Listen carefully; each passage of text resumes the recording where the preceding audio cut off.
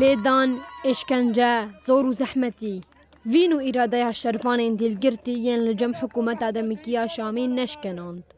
û di nava zindanê de berxwedaniyeke bêhempa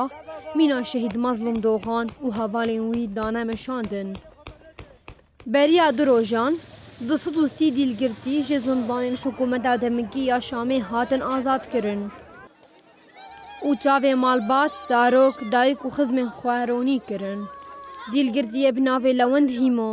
behsa berxwedana zindanê kir û kêliyên wan roja vegotin. برخدانا مظلوم دوغان كمال بير خيري درمش علي تشيشك معين مدوي حبسه ده ما اوسر هلدان كر ام كتن غرابا برچيبونه ده ام نزي نهر جام كتن غرابا برچيبونه ده حيا قمطان وانا هاتن قمطان واي مزن هاتن ديتن برارف جدي مخبرنا وحد شي وما مرد ذكر ما قوم كتن غرابا برچيبونه ده ام بيزم مسر خراكن تمام ام يسيرن حق يسيبونه هي جرا كيف تشتا تنبه خبر اللي خصني تشتي ولا ما سر خراكر تاني اف مجار جمانات هات جوهرتن يعني مثلا خوارنا وتشتي وانا يك جار يعني دجمن بو حبسه وانا براسيجي يعني هوالي مجانا كيلودي كيمانه نوت هوالي ملوي دمانه وك هوالي برخدانه هوالي دبرمه هوالي ارمانجه هوالي حسنه قال لك هوالي هنا وهم ملتي مي علوي الويدك يعني يجي تشلو بينج هوالي مي علوي الورن او جي دوي برخداني الويدك همش قتل عامه صاحب برواد رافيان هم الويدك يجي او خانه ما هات كرن يجي ملي وغدرة في دولة آدم كي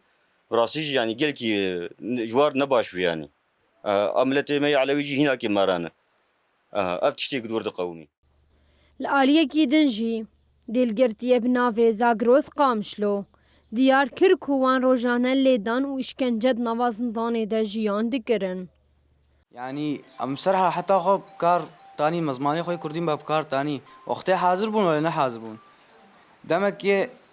شوازي فتنين اب مرامت تشيت كرن خوارن كيم تانين برچيبون جمع هبو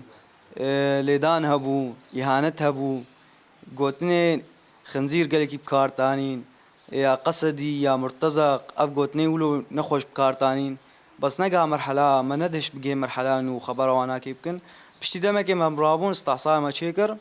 مرابون وانا كي وانا كي ما قوياوني حلقي بينن ام سر في حالي هاي كمان روجي دلا فادانما ولا في واي قدانما بالابون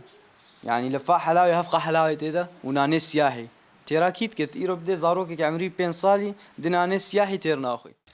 ده کۆماچاران یا دîlgirtiyên di zindanên hikûmeta Demîkî de bûn hatin azadkirin.